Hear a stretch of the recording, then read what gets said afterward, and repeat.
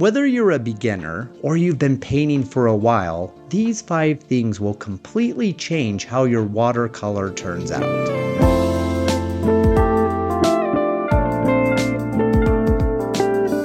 And no, it isn't about supplies or talent. It's about what actually makes watercolor turn out. Number 1, know when to use white and black correctly.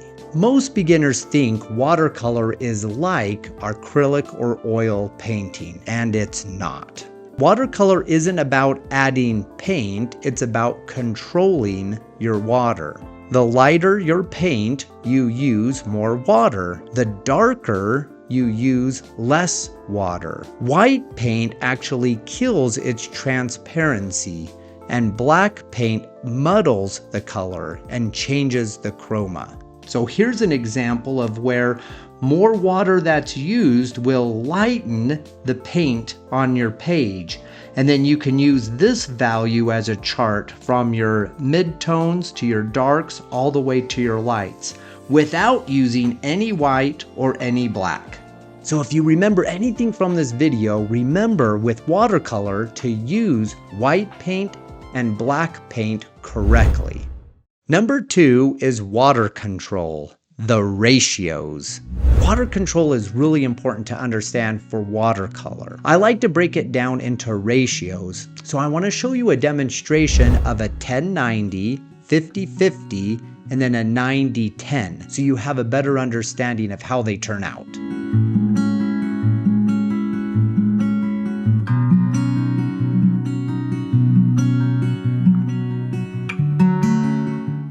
Now in this demonstration, I use cadmium red as an example to show the value range and the ratio of what waters are used to get those ranges.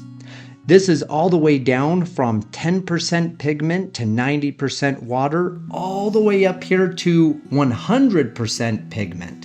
This is about 90% pigment and just 10% water. So this way you can see the intensity of the color based on your water control. Another way I like to describe this is using milk as an analogy of how thick your liquid should be to accomplish the level of intensity of your color. For an example, down here where the majority, 90% is water, is similar to the consistency of skim milk. As you move here to 50-50, the consistency on your palette is closer to 2% or 1% milk. As you increase in intensity down here where it's primarily all pigment and not a lot of water at all, this is more like whipping cream or whole milk. So consider the consistency of what milk would be similar to what light you want to get out of your pigment. I truly wish someone would have told me this early on in my painting career, that it wasn't me making the mistakes, it was my paper. Early on, I used to save my good paint and my good paper just for my good paintings. But I learned when I practiced with bad paper, I was actually practicing badly. So what I highly recommend is invest in good paper. You can even get good paper and cut it into smaller sections for practicing, because when you're practicing on good paper, you're preparing for the good paintings you'll do later on.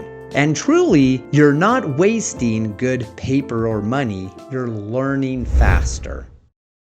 This one might cause the most frustration with watercolor painters. It's called the ugly stage. Understand that when you first get started, those first layers don't have the contrast and the detail you're looking for, and that's completely normal. Trust the process, work through those stages, and your paintings will turn out great. Number 5, improve your color theory. If you've ever looked at a painting and you've thought, their colors look so much better than mine, it's probably because of your color theory. When you use complements or opposites on a color wheel, it will help improve your painting. They also help mute or darken your natural colors. They create a better shadow than using black. Let me show you 3 examples of creating a shadow, one with using black, one with using blue, and then one with using your complementary colors. So understanding color theory and complementary colors is very important to understand how to naturally create shadows, ones that don't look artificial. Remember, shadows shouldn't look like a different color. They should simply look like a darker version of the color you're using. So if your watercolor hasn't been working, it's probably not your talent. It's probably one of those 5 things. Use your white and black appropriately, understand water control, improve the paper you're using on, work through the ugly stage, and then finally improve your color theory. And I promise, if you change these 5 things, your watercolor will improve dramatically.